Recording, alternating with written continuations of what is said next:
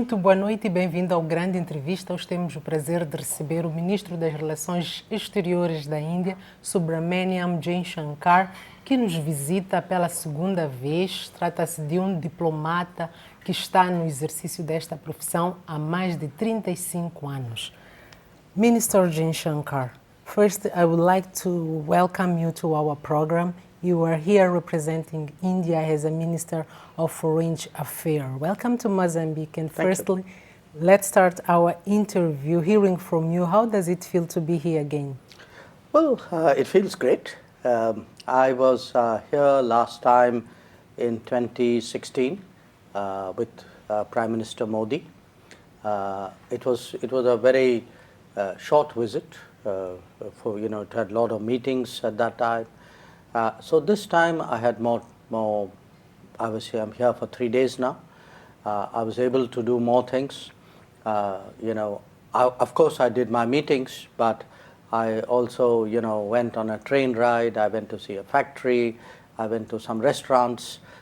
So maybe I saw more and enjoyed a little bit more this time. That's good. Mozambique and India have century-old historical relationship. Yes. What's the main purpose of this visit to Mozambique?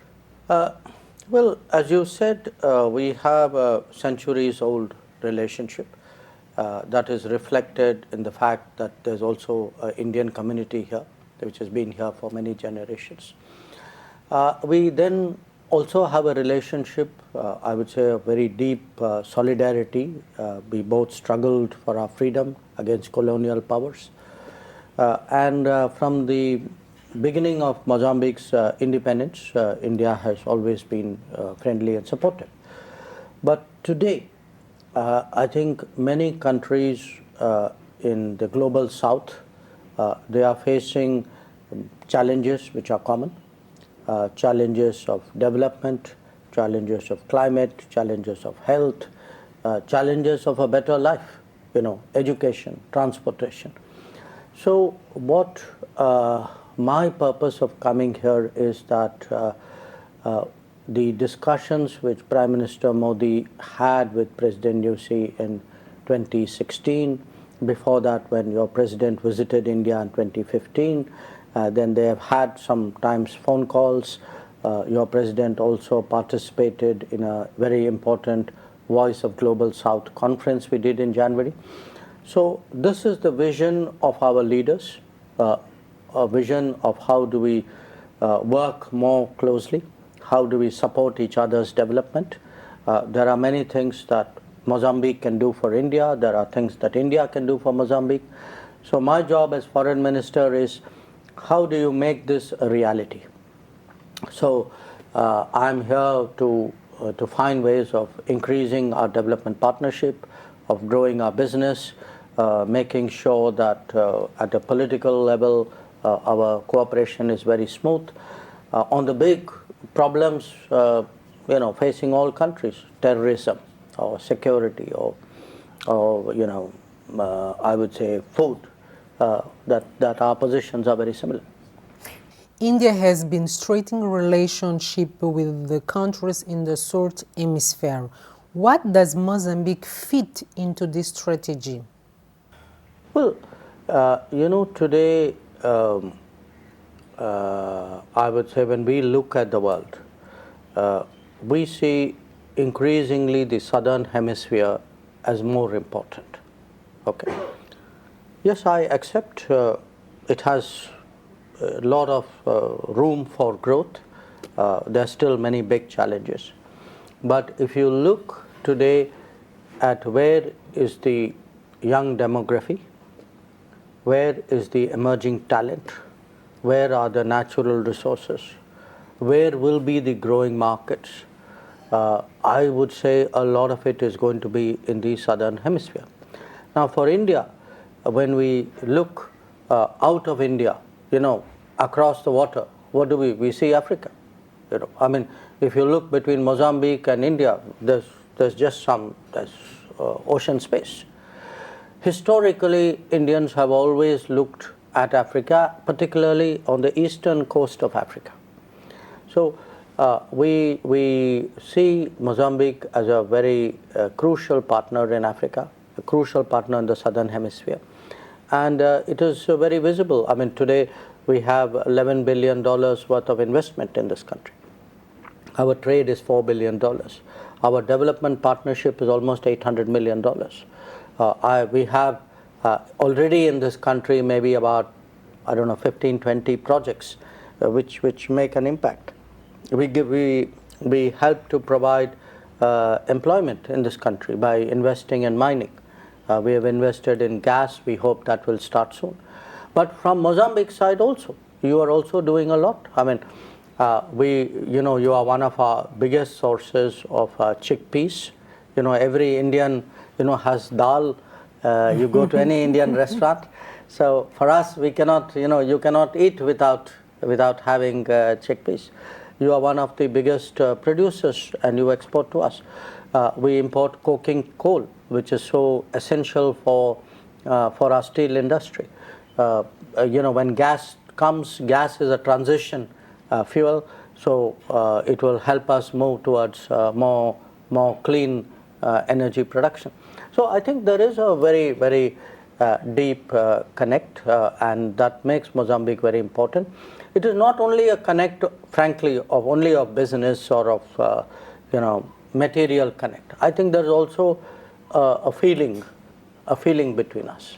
Mozambique is one of the countries in the Africa continent that receive most of its investment from India. Last year, the investment went up in $60 million.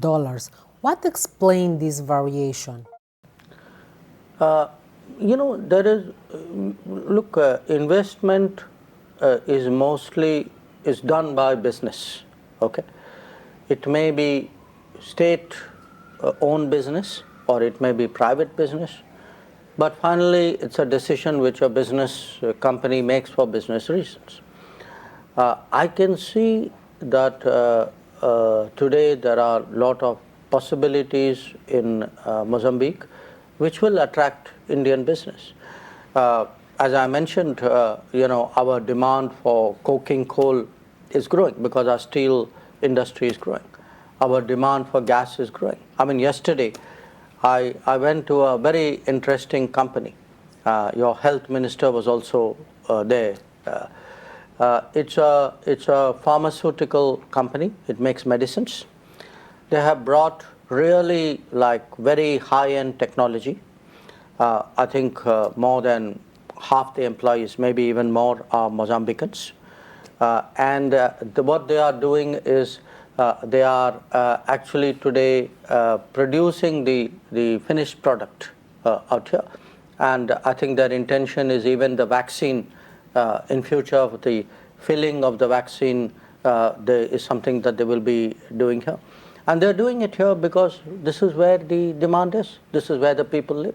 So if where the demand is, that is where business will come. Consider this presence of India in Africa and in Mozambique particular. Academics say that there is a dispute between India and China in Africa. Can we say that India is disputing with China for some space in Africa and in Mozambique in particular? No, I don't agree with the way people say this, okay? Africa is not a space. Africa is people. Africa is a continent. Africa has its own identity, its personality, its interest, its feelings, its resources. So I think it's a very disrespectful way, as though other people are fighting over Africa. This is like a colonial type of thinking. This is like 100 years ago. People said, the British and the French, or the British and the Germans are competing over Africa. I think I put it to you differently. Today, Africa has a choice of partners. Okay, there are different partners. Every partner will put their way of working forward. It is for African countries to decide which partner is best for them. This is a choice which African countries should make. It's not a choice the partners should make. Now, I can only tell you the Indian model, you can say, the Indian way of working. This was put forward by Prime Minister Modi when he was in Africa. He visited Uganda and he spoke, we call it the Kampala Principles of Cooperation. What he said was, look, India has capabilities, India has resources, India has the friendship. But we want to know from our African partners, what do you want? Whatever we do must be important for you. We are, yes, we are in business, for example. But when we are in business, we are here in business because, of course, it is to our benefit. But we will do business in a way in which we will create employment, we will generate growth. But we are also here, you may have seen on the day I came here, I went on a train, okay? I went on a train which was made in India. Your transport minister was also, both of us went on the ride together. But we did it because we want to show that it is possible in a very cost-effective way to construct a transportation system from Maputo to outside to other places, so that it's like everybody doesn't have to come here to work or live here to work. They can come and work and go back. So even in this visit, I mean, the train was an example. I inaugurated a bridge which Indian company has built, I think, across a river called Buzi.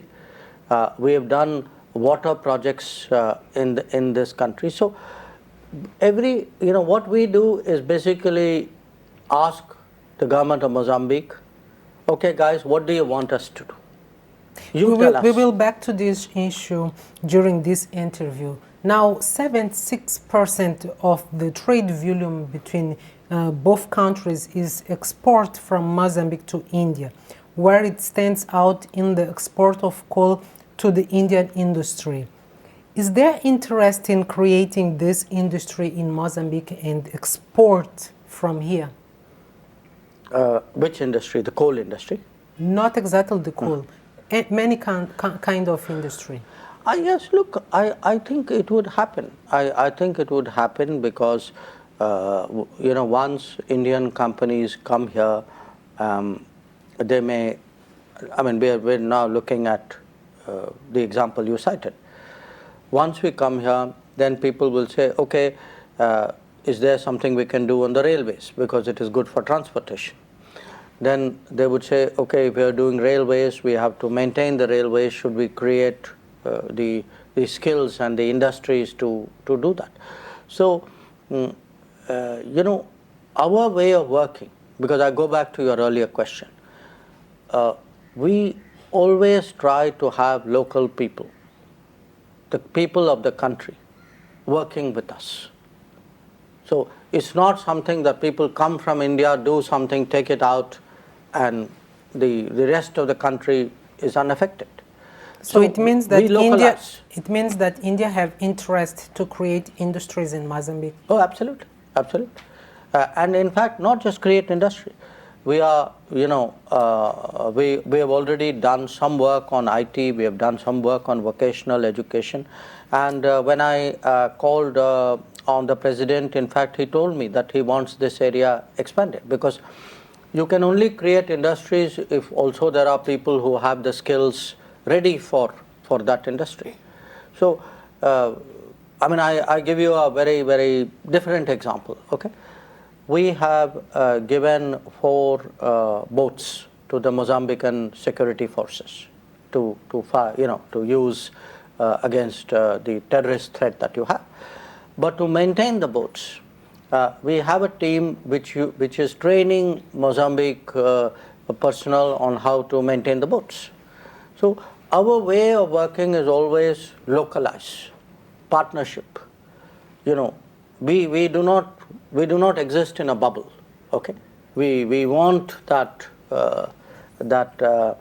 sharing to happen. considered is willing to increase the presence of India in Mozambique in terms of companies and business. How does the Indian government support the internationalization of local companies? I think we would be open to encouraging partnerships and providing market access. But eventually, if you have local companies which have to internationalize, they have to make that effort, and the government support which they have to get has to come from the Mozambique government. What we can do is to partner and help out, and as I said, something like health. By being here, by sourcing, you can create like a vendor chain, because eventually, remember one thing: by and large, the global economy today is moving in a direction where it's more and more supply chain. Okay, something is made here, then it goes there, then it goes somewhere else. People source from other countries. So if you can, any country becomes part of a global supply chain, you are internationalizing. That's the best way to internationalize, because then you do your part. You are good at making this product or that resource or this service. So I would say the more we work with each other, the more that would happen. There are 3 Indian companies with state participation which hold 30% of the gas exploration right in Rovuma Basin. How can India help Mozambique maximize gains from local gas exploration? Well, it was interesting. During my visit, we obviously discussed this issue. We would like to see the work begin as quickly as possible. It has got disturbed, but I was told that the situation is much better now. So we are hopeful that this summer, there can be serious work start up in Rovuma Basin. Now, what can companies do? As I said, eventually companies have to decide, but I can, as government, I can give guidance, I can offer advice, and I would say certainly to our companies who are there, I would encourage them to contribute to social and economic development in that region, because I'm told that it's like quite remote. Maybe development there is less than in many other parts of Mozambique. So in our own country, we follow that practice. What happens is when our companies go into regions which are not well developed, we through what we call CSR, corporate social responsibility, we encourage them to do projects. There was a brief period I myself was not in the government, I was in business, and I remember doing adult literacy programs, or sometimes it could be something which the people of that region may need, like health or water or roads or something. So in many cases, and I can say even in Africa, many of our companies who have been here for some time, we encourage them, saying, look, just don't do like narrow business. Business is about relationship, business is about goodwill. You want the people of that region to be part of it. They must also see that something better has happened to their lives. So that's always been our way, and I'm sure that when it comes to the Rovuma project, the companies concerned, because they're all really good companies, they are some of our top companies, I'm sure they will take that view. Mozambique is experiencing great demographic growth. India is now the most populous country in the world, and it gains its independence investing in agriculture. How can India help Mozambique deal with the population growth and make agriculture its strong point of development? You know, these are perhaps some of the areas we need to discuss more, because when we, let us say, we talk today of agriculture. Agriculture is not something which is just about actually farming. There's a lot of technology today involved. If you get better seeds, you have better farming practices. Water can be an issue. Even weather can be an issue. Logistics is an issue. You know, do you have you can produce on the field, but if you do not have the road, you cannot take what you have produced to the markets. So there are many aspects of this involved, and I think the challenges are common. There would be experiences we've had which may be useful for people in Mozambique, for farmers in Mozambique. We have, especially I would say, application of technology.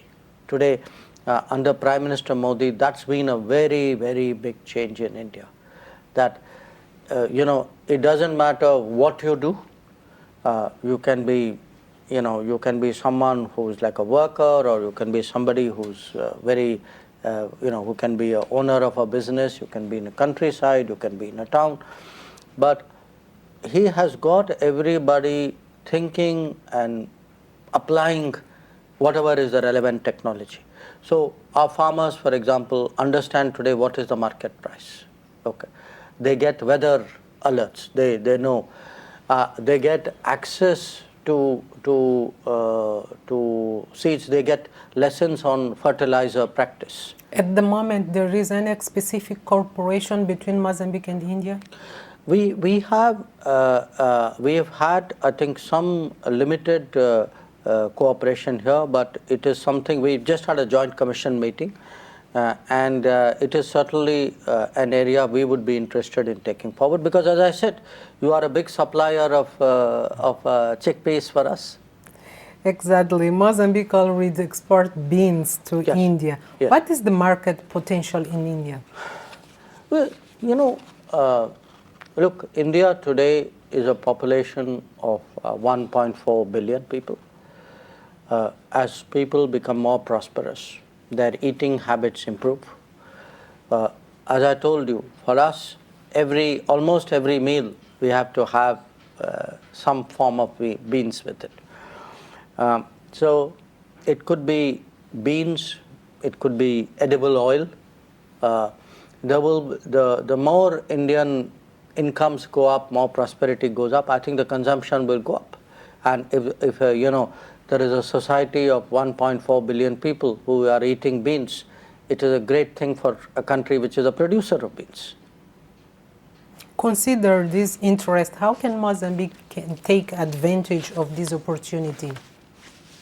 Well, I would say a lot of it is really to develop the business linkages, because in India itself we are growing more, but we source from across the world. Okay, so there's always a competitiveness here. You know, we get it from Myanmar and Turkey and Canada, Australia.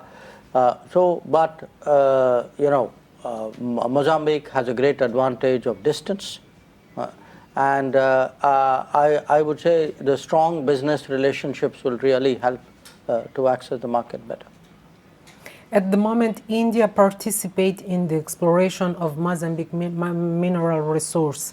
In addition to this investment in mining, gas, agriculture, what are the other relevant investments, and to what extent? You know, you've had an Indian community here for a long time, so they are invested in a very broad range of businesses. Some are very small, some are much bigger. I gave you the example of pharmaceutical. I think the people who have invested in, my understanding is in real estate. There are people who've invested in I think even in IT, which you are familiar with. But my sense is we are getting really ready for a period where the more confidence, the more we deal with each other, you will see the scale of the investment go up. And even in the areas you are talking about, the companies who are dealing even with resources, remember, many of them have other businesses. Okay, they don't, in India, big companies don't do only one business. They have a spread. Once they come, they know people, they get comfortable. That would happen. But if I can just go back very briefly to what you asked me earlier, you asked me saying, look, in agriculture, what have you done so far? Part of what we have done in water, we've had a project in Nampula and Zambezia of making bore wells. Now, for agriculture, you need bore wells. Okay. We have worked on increasing productivity of wheat, rice, and maize. So this was a project we did with your institutions. So the point I'm making is we have made a good beginning. My feedback from whatever we have done is that it has gone well. But certainly I see this visit, if I can go back to your first question, what is your purpose? For me, this is a way of scoping out bigger cooperation on many more areas than sitting with your governments and working that out. India is present in the road and port sector in Mozambique. What concrete is happening in these areas? In which sector? Port and road. We've done road. We have interest in, Indian companies have interest in railways. But so far, specifically on ports itself, I am not sure that they are that active. I mean, we have a security cooperation, which is maritime. But running of a port, no, that is not something which we have done. During this visit to Mozambique, the minister was able to ride on one of the trains that were bought through Indian funding. Are there more opportunities like this that Mozambicans can get from India? These are decisions which you have to make because, what we provided was a very effective solution to the requirement of your railways, which is, what they wanted, a train which the everyday person would use, so it doesn't have to be very high-end train. We have that also, but I also learned from that train ride. Okay, so they had like an engine on both ends of the train, so the train goes to the destination, and then the engine driver comes around to the other engine and comes back. So you don't have to turn around, the time is less, the track is less. It's a very neat way of going up and down. So as I said, these are in many cases practices we have learned. The train itself, which we went, you would have seen pictures. I thought it was very functional, it was very efficient. It's exactly what you need for what we call suburban rail. Out of the big city into the suburbs and the regions beyond. India is well known in the medicine industry. Which type of partnership can grow between Mozambique and India in this area? This is a very important issue you've touched on because during this COVID experience, which all of us had, every government, every country, every society, we all feel that health should have a bigger priority. And what we saw, if you remember, during COVID, was that not only vaccines, even medicines, even something very simple like fever medicine. There were the countries who kept it. There were countries who could not receive it. Okay, so the richer countries, the producing countries, controlled it, and many of the countries who really had problems struggled. Now, during COVID, we handled it very differently because Prime Minister Modi told us that, look, okay, we make for India, we make for our global customers, but we must express our solidarity with the Southern Hemisphere.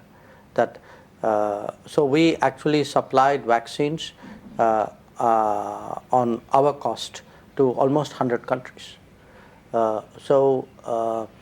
And we gave similarly medicines also to about 150 countries. But the lesson for the future is, suppose, God forbid, another pandemic happens or something else happens. I think it's important. Africa has its own industry. It is not dependent only on outside supplies. So whenever I travel in Africa, I hear from many governments saying, please ask your pharmaceutical industry to see if they can start creating production. It will not happen in 1 year or 2 years or 5 years. It takes a little while for this to happen. But I think it has started here. And one of the reasons why I selected a pharmaceutical company to visit yesterday, I wanted to send a message to my own industry. Just like you will see the news and the video in social media, my industry will also see. Okay, if the minister went to Maputo and went to a company and spend time there, he's trying to tell us something. He's trying to tell us as a government, go and invest in the pharma sector in Africa. Mozambique imports many medicine from India, and you said that Indians send for many countries similar medicine. It means that there's no reference of quality for what is exported for Africa and to another countries. No, usually what happens is it depends on the market concerned. Different markets have different specifications. I'm just giving you an example, like say American market has something called FDA, Food and Drug Administration specifications. The Europeans have theirs, Japanese have theirs. And then we itself in India, we have ours.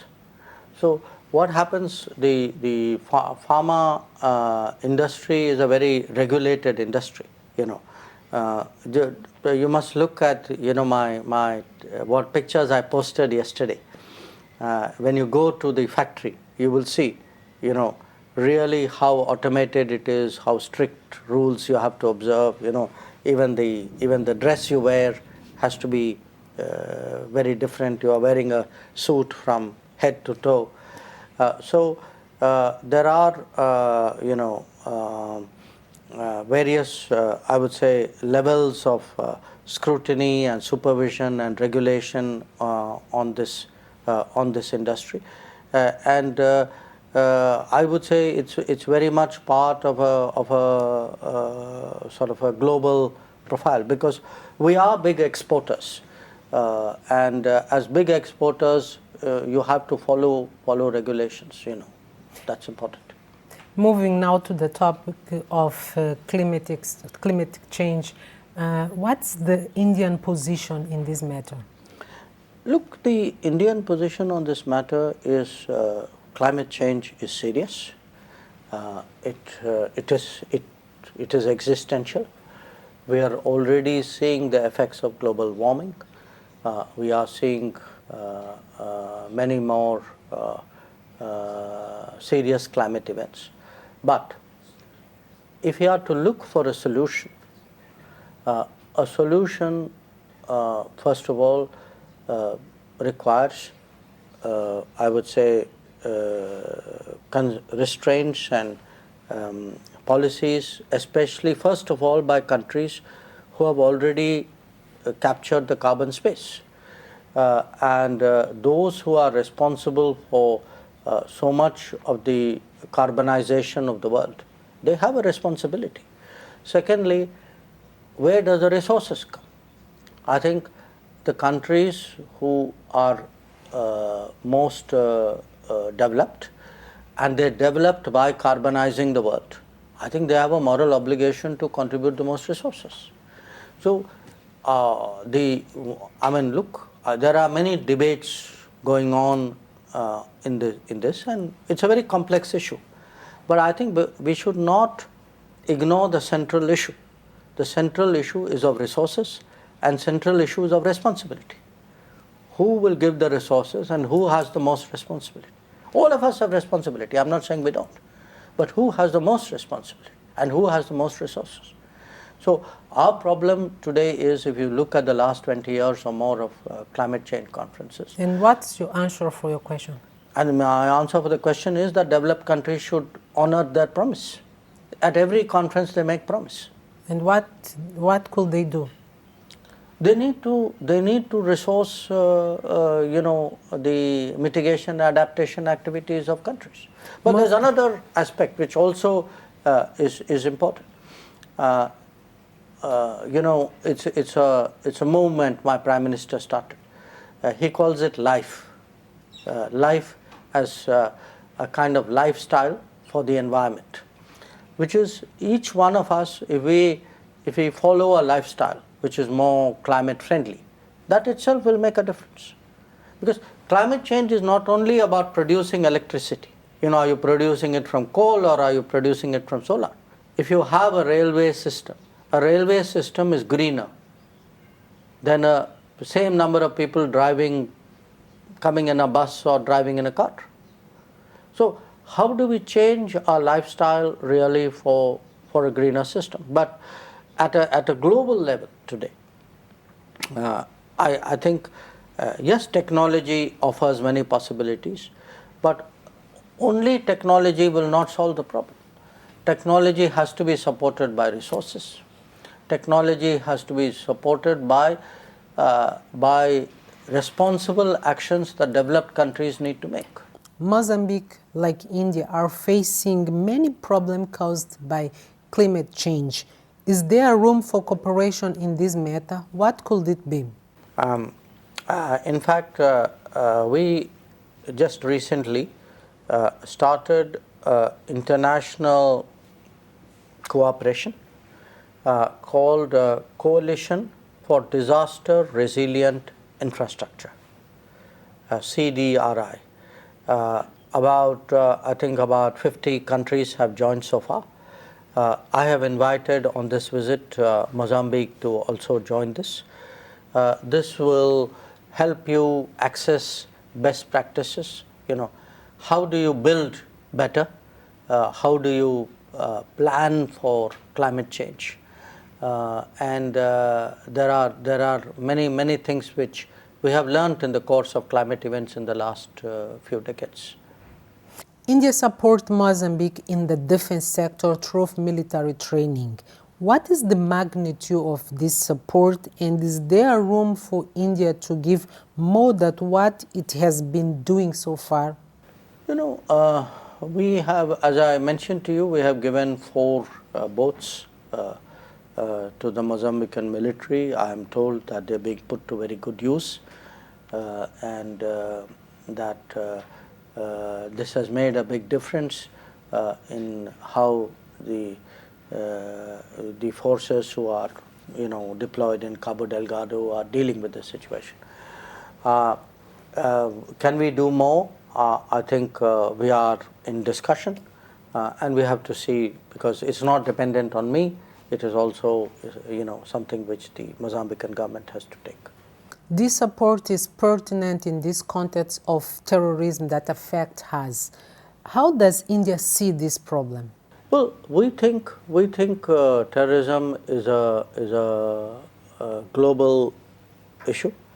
We ourselves, unfortunately, for many decades now, are big victims of cross-border terrorism. When any other country experiences terrorism, we naturally would like to fight it. But we must all agree on one thing, that under no circumstances should we really legitimize terrorism. We should never say, well, you know, they have a problem, therefore they have the right to do terrorism. To me, terrorism is not excusable under any circumstances. Moving to another topics, India and Mozambique are similar in terms of diversity, ethnic and languages. How does India manage to make all Indians feel part of the nation? Look, that's never been a problem because everybody, I mean, India for thousands of years, India has existed. Fact is that I would say the unity of India, the belief in India, it is something which is very deep in our thinking. So people may speak different languages. You know, people may speak different languages. They may look different. They may have different faiths. But at the end of the day, I think these are only partial expression of an identity. The basic identity is you are Indian, and that comes first. See, the moment you think you are clear that your national identity is first, then there's never any problem. One of the basic needs for all is education, and there are many Mozambicans studying in India through scholarship. How is the cooperation classified? We are very encouraging of students. I was told there are today, right now, about 200 students from Mozambique under different programs. I conveyed to the President we'd be very happy to increase the number of students. Last question, Minister Jaishankar. Would you say that relation between Mozambique and India are success? Oh, absolutely. But I would also say that any success always has room to grow. You can have bigger success, more success. I certainly look forward to coming back, maybe not as much of a gap as last time, but I think this is a relationship which is really growing very, very fast. So what challenge still exists for the relationship between both countries? I don't think there's a challenge. I think there's just, we have to make more effort and give more focus, and I'm very confident after this visit that this will happen. So really, thank you again. It's really been a great talking to you, and as you can see, this is actually my last engagement before I leave Mozambique. So through your viewers, I would like to convey my good wishes to everybody. And as I said, it's been a great visit. I look forward to coming back soon. Minister Jaishankar, thank you for your time and for this moment spent here with us. Para si, caro telespectador, também muito obrigado pela audiência. Continue com a restante programação da STV. Nós voltamos numa próxima oportunidade. Boa noite.